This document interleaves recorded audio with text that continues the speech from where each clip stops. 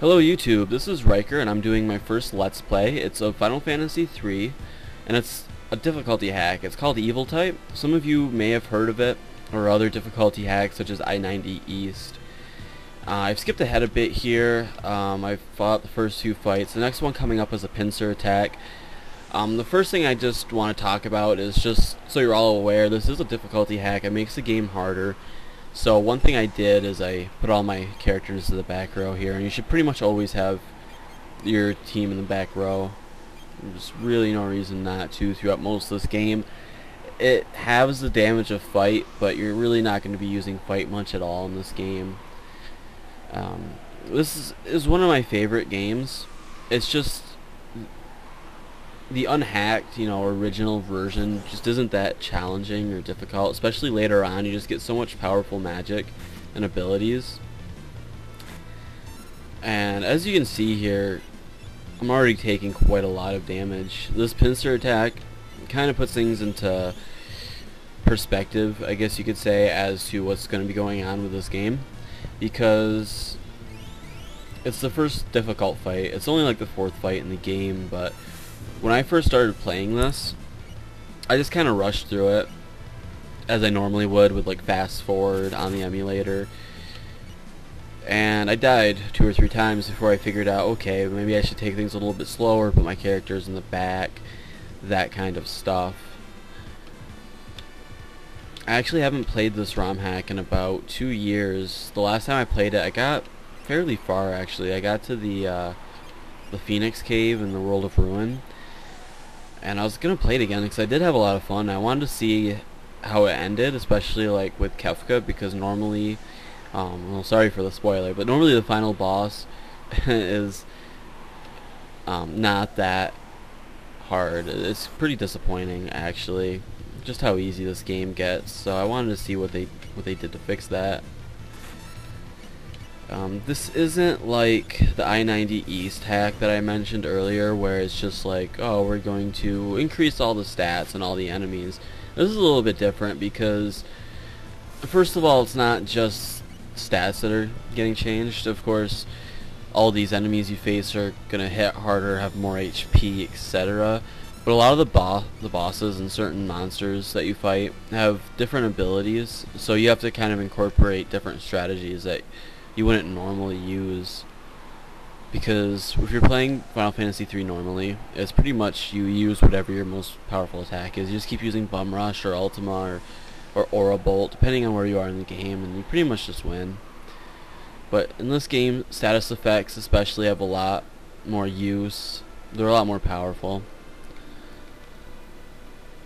because you really want to shut down the enemies and the bosses here.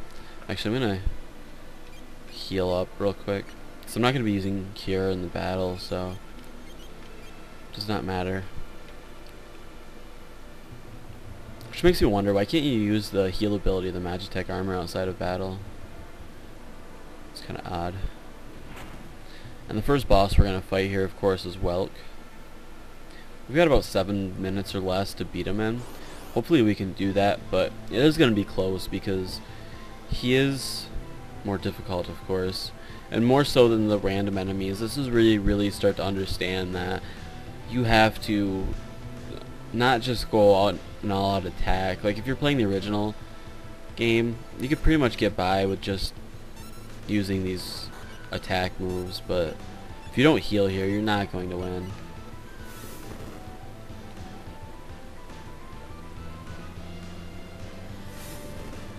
I was talking about some of the differences of this game, because this battle is going to be a little boring, and if this hits Terra, okay. That's probably his, I would say it's easily his most powerful ability. It one-shots Terra if he doesn't use a multi-target attack. Now that's not good, because she has that tech missile, and that's where all your damage is coming from, really. Or at least most of it. But anyways, as I was saying, there's a lot more changed in this hack than just the stats. I'm going to talk about that a bit, because this battle is kind of boring. It's just a waiting game. You want to hit him when he's outside of his shell, of course, and you do not want to attack when he's inside of the shell, or it's going to be a game over. As you can see, you can use Bolt while he's in the shell. That's a little bit different because you couldn't do that obviously in the original game, so you're a little bit safer. One of the changes in the stack I want to talk about is the equipment difference. I kept saying that it's not just the stats that are changed. Some of the characters and some of the equipment that you'll find are changed as well, which is good because the original Final Fantasy 3 is kind of like not balanced real well. Some of the characters are really powerful, some aren't. Some abilities are just, you know, you're not going to want to use anything else because some stuff's just so powerful. For example, and there's also some bugs in this game that altered it, much to the, you know, chagrin of the developers, I'm sure. For example, the evade bug, which you're all most likely familiar with. The evade stat doesn't do anything. It's controlled by your magic evade, which is why some characters were super powerful only because they had access to this equipment. Like, for example, female characters, Terra and Celis with the Minerva, and some other pieces of equipment could get your magic evade up to 128, and that's the magic number where everything misses you. Everything in the game misses you except for attacks that are sure to hit, that can't be blocked, such as Ultima. So, going off from that, the blind status ailment, of course, wasn't a big deal. It didn't do anything because it lowered your evade stat, which of course didn't do anything. So goggles protected against that, and there's no point to protect against it because I'm trying to concentrate on the battle and talk about this at the same time. But oh, there you go. Blind didn't do anything, so in essence goggles didn't do anything. So in this version of the game they added a couple points of defense to them. You still probably won't ever use them, but at least they give you some benefit. It's not just like, okay, I can equip this item but it does nothing. So we just took out, well, pretty easily there. I played this game maybe for about 20 minutes a couple times just to get a feel for it again, and that's definitely my easiest win against Welk.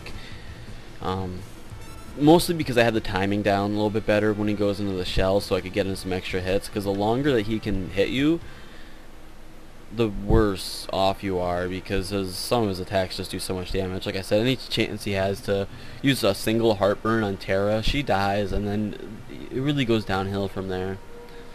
And I'm going to fast forward to some of the parts of this game, just in the interest of not boring everybody. Really what I want to focus on here are a lot of the boss fights and a lot of the changes in this ROM, so hopefully you guys can pick it up, maybe play along, or maybe this will encourage you to give it a try. Some of the bosses are a lot different, require different strategy, instead of just using a bunch of powerful attacks, because they also can use attacks that are gonna kill you.